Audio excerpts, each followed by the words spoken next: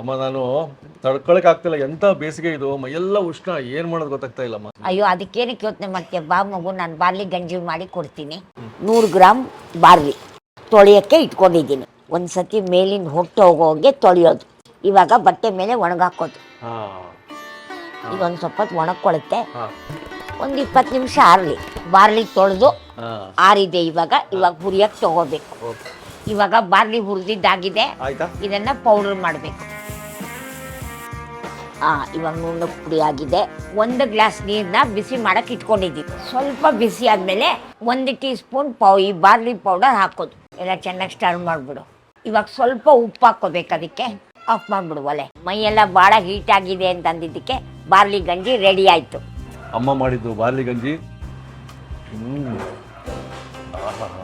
ಈ ಬೇಸಿಗೆ ಉಷ್ಣಕ್ಕೆ ದೇಹ ತಂಪಾಗಿಸೋಕೆ ಬಾರ್ಲಿ ಗಂಜಿ ಅತ್ಯುತ್ತಮ.